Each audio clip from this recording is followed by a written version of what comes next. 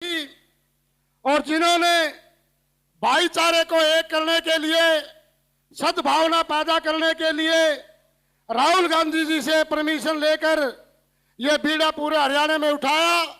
पूर्व में रहे सांसद, पूर्व में रहे आईएएस और अखिल भारतीय कांग्रेस कमेटी के विदेश मंत्रालयों के उपाध्यक्ष आदरणीय चौधरी बृजेंद्र सिंह जी से प्रार्थना करूंगा कि आए और अपनी बात रखें। जोरदार ताली से स्वागत करें आदरणीय बृजेंद्र सिंह जी।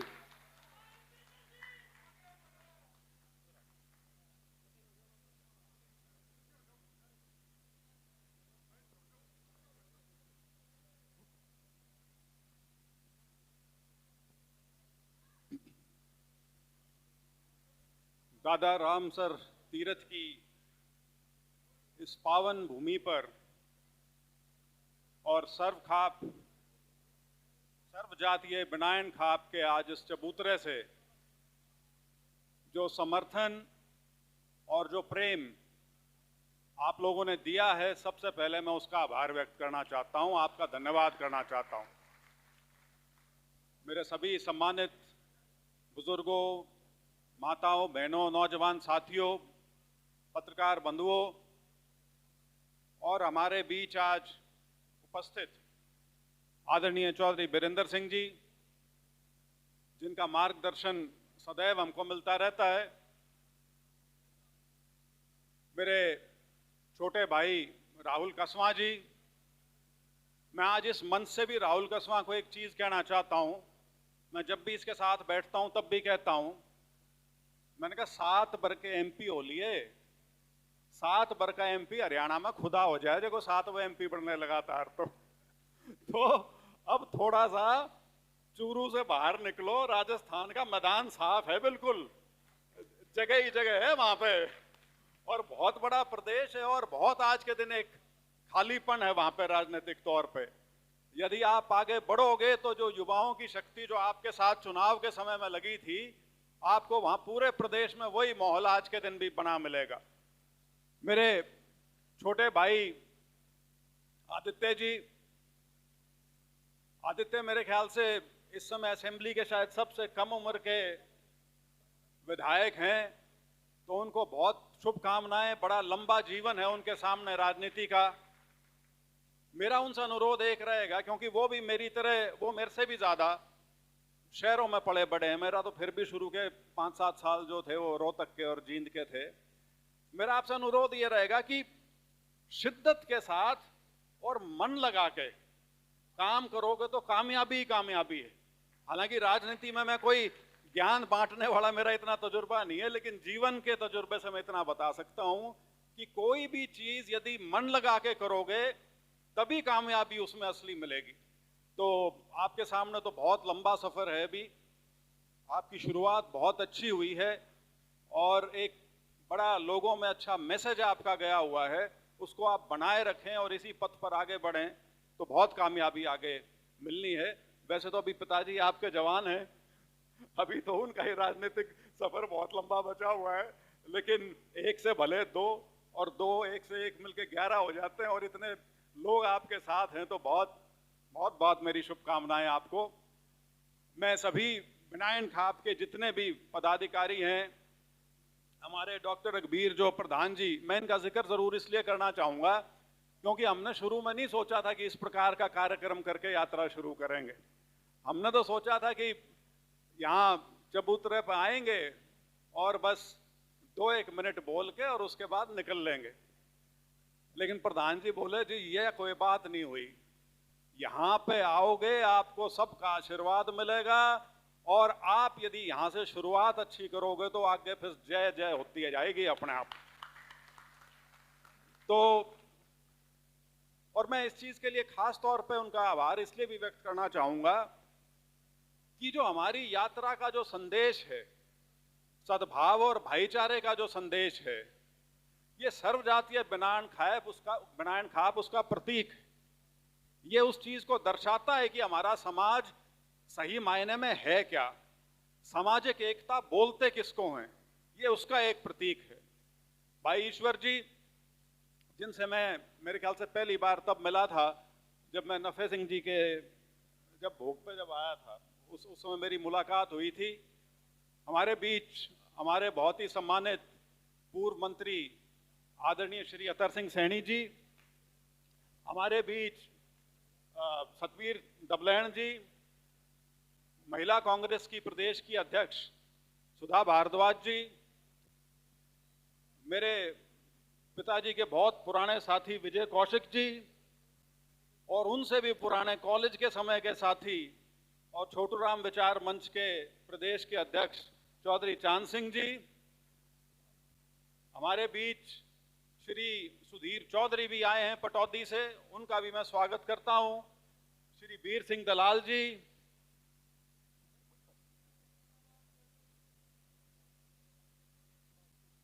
हमारे बीच हमारी झांसी से युवा नेत्री हैं गायत्री यादव जी, और भारत भूषण जी हैं। हमारे बीच में बहुत से और गणमान्य लोग इकट्ठे हुए हैं आज। पूनम जी आई हैं, किसान नेत्री हैं, आप उनको पहचानते हो किसान आंदोलन के समय से। और मेरे सभी जो साथी जिन्होंने बहुत मेहनत की है पिछले 4-5 दिन में यहाँ इस कार्यक्रम के लिए, चाहे वो राम मेहर हो, चाहे वो सोनू हो, चाहे वो आशीष हो, इनके सभी और जो साथी साथ मिलके जो कार्यक्रम का आयोजन किया आज का, मैं आप सबका बहुत बहुत आभारी हूं। लेकिन आज आपके बीच में ज्यादा लंबा नहीं बोलूंगा, सिर्फ 2-3 बातें कहूंगा, क्योंकि उसके बाद फिर यहां से रवानगी करनी है। वैसे तो चौधरी साहब ने उल्लेख किया, आपको विस्तार से बताया और एक ऐसी भाषा में बताया जिसमें मजाक भी था, तंज भी था, जिसके अंदर बहुत गहनता थी। मैं जब इस विचार पे जब हम चले थे आज से करीब 3-3.5 महीने पहले, कि 2024 के चुनाव के बाद से एकदम से प्रदेश में अजीब सा सूनापन सा हो गया था, क्योंकि जो नतीजा था वह अप्रत्याशित था, किसी को उसकी उम्मीद नहीं थी। ना लोगों को उम्मीद थी, ना कार्यकर्ताओं को उम्मीद थी, ना नेताओं को उम्मीद थी। तो उस चीज से कैसे उभरा जाए, कैसे उससे बाहर निकला जाए, उस निराशा के अंधकार को कैसे तोड़ा जाए, इसके बारे में जब विचार कर रहे थे, तब ये एक आइडिया निकल के आया कि एक प्रदेश में क्यों ना यात्रा की जाए। और चौधरी साहब ने तब मेरे को टोका भी था, करता ये तो बहुत बड़ा पंगा है, पूरे प्रदेश में यात्रा करने का 6-7 महीने का, कहना आसान है, लेकिन मैंने कहा जी मैंने तो कुछ मन सा बना लिया, चाहे अकेला झंडा ठा के चलना पड़ो, लेकिन मैं करूंगा जरूर। तो मुझे आज इस बात की बहुत खुशी है, आपके साथ साझा करना चाहता हूं। जब से इस बारे में घोषणा की है, जिस प्रकार का समर्थन आम कांग्रेस जन से और साधारण लोगों से मुझे प्रदेश के हर हिस्से से मिल रहा है, मैं वो आपके सामने बयान नहीं कर सकता। मुझे हैरानी है इस बात की, क्योंकि मैं नहीं समझता था कि मुझे बहुत लोग कोई जानते थे अपने इलाके के बाहर, लेकिन जिस प्रकार से लोग इसमें आए हैं जुड़ने के लिए इसके साथ, और खास तौर पर मैं भूमिका बताना चाहूंगा जो ये जो पढ़ा लिखा वर्ग है, जिसको प्रबुद्ध वर्ग कहते हैं, जिसके अंदर शिक्षक हैं, प्रोफेसर हैं, इसके अंदर वकील हैं, डॉक्टर्स हैं, जिस प्रकार से उन्होंने अपनी दिलचस्पी दिखाई है इस यात्रा से जुड़ने के लिए, इस यात्रा में चलने के लिए, इसमें भाग लेने के लिए, अपनी तरफ से योगदान देने के लिए, उससे मुझे बहुत बल मिला है इस बात में कि परिस्थिति चाहे कैसी हो, लेकिन लोगों का जो आज के दिन झुकाव है, लोगों का जो मन है आज के दिन, उस मन में बड़ी खलबली है। बीजेपी से निराशा तो पहले भी बहुत ज्यादा थी, वो तो पता नहीं क्यों कर उनकी सरकार बन गई, किस प्रकार से वो बनी है, वो उसका विश्लेषण हम करते रहेंगे, आने वाले अगले कई सालों में भी करते रहेंगे। लेकिन लोगों में जो मैं खलबली की बात कर रहा हूं, वो अपने आप में बहुत एक दिलचस्प चीज है, और उसी वजह से इतना समर्थन लोगों का मिल रहा है। सद्भाव, भाईचारा, छत्तीस बिरादरी का भाईचारा, हमारे समाज का ताना बाना, और हमें परोसा क्या जा रहा है भारतीय जनता पार्टी से, सिर्फ हरियाणा की बात नहीं कर रहा, मैं पूरे देश की बात कर रहा हूं। हमें परोसा जा रहा है एक ऐसा विचार जो 1000 साल पहले दब लिया मर लिया कह रहे हैं वापस वहीं पे चलो सारे के सारे, तुमको 1000 साल पहले की दुनिया में ले जाते हैं। 1000 साल पहले की दुनिया कौन सी थी? जब सिर्फ एक वर्ग का पूरे समाज के ऊपर एकाधिकार था, बाकी सब उनकी सेवा में लगने का काम करते थे।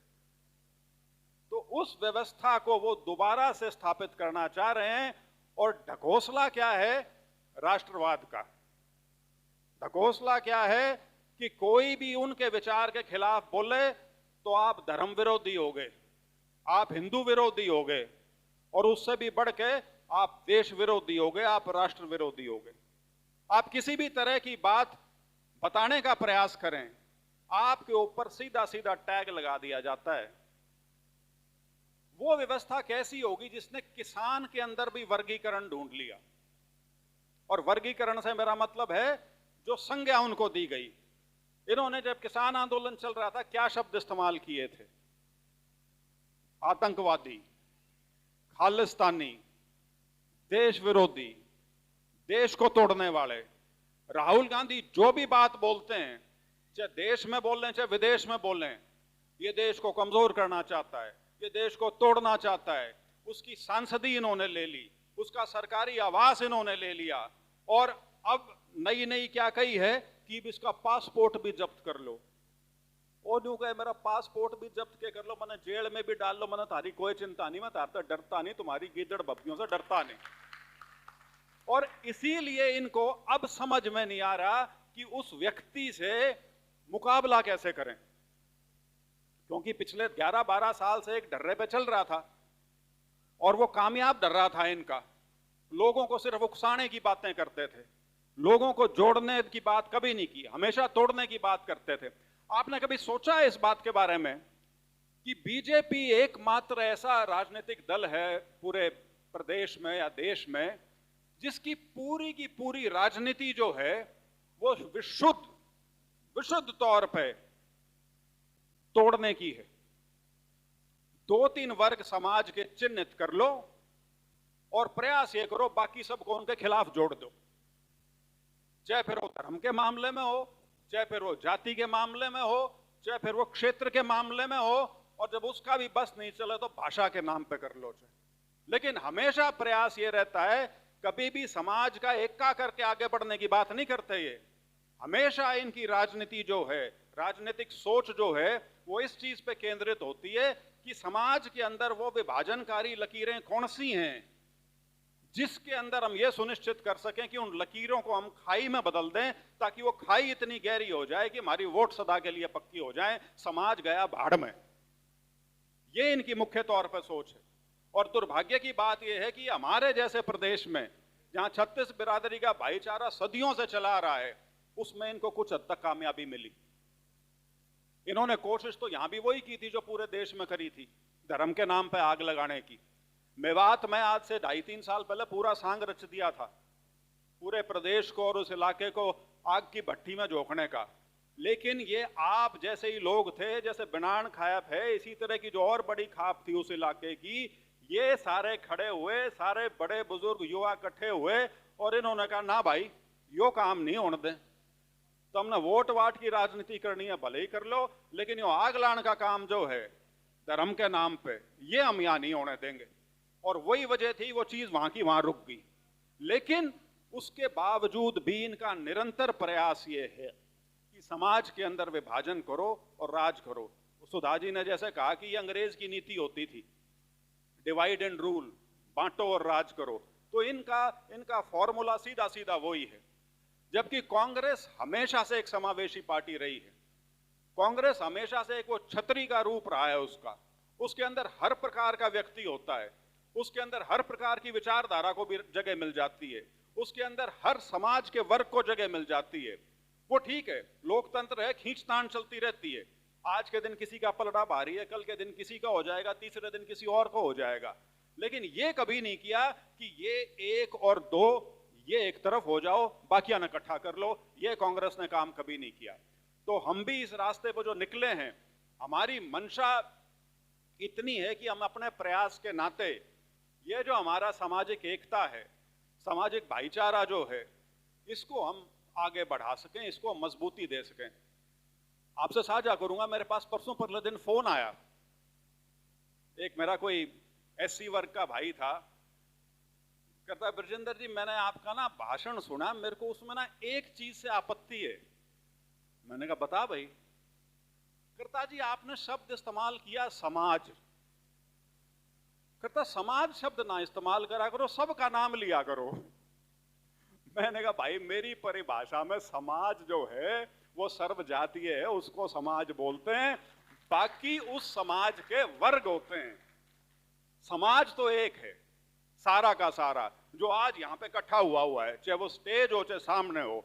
और इसी समाज को बनाए रखने के लिए, इसी समाज को मजबूती प्रदान करने के लिए हमारी तरफ से छोटा सा प्रयास है।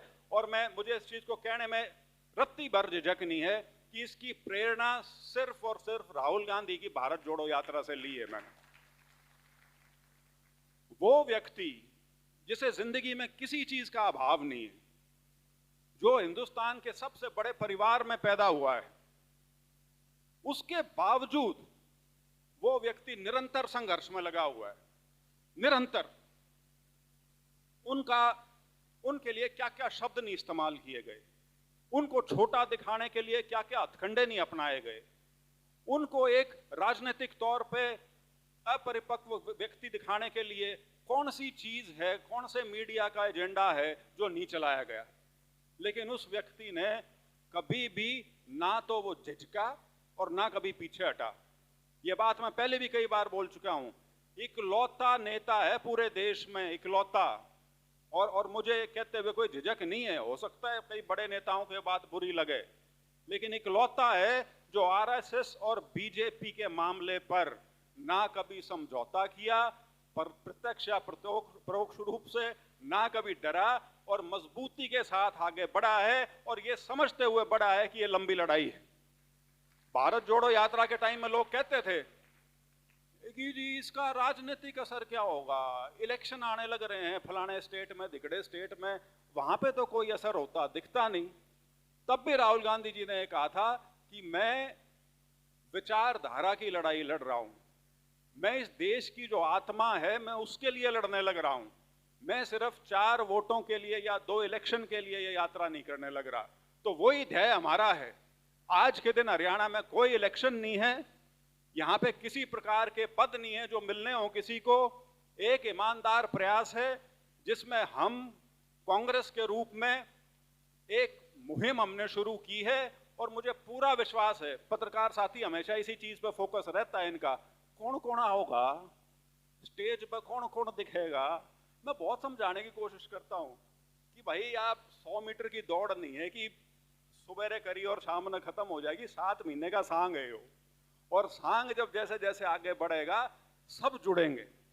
और जैसे मैंने कहा था कि मैं तो चल अकेला झंडा उठा के चलूं, मैंने तो चलने की सोच रखी थी, वो हमेशा एक बहुत खूबसूरत शेर है उर्दू का कि मैं अकेला ही चला था जानिब मंजिल, लोग साथ आते गए और कारवां बनता गया। तो ये कारवें की पहली झलक है।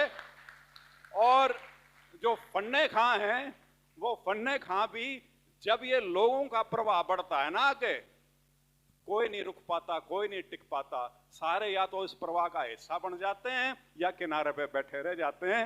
वो जो अपना फैसला ले वो उनकी मर्जी।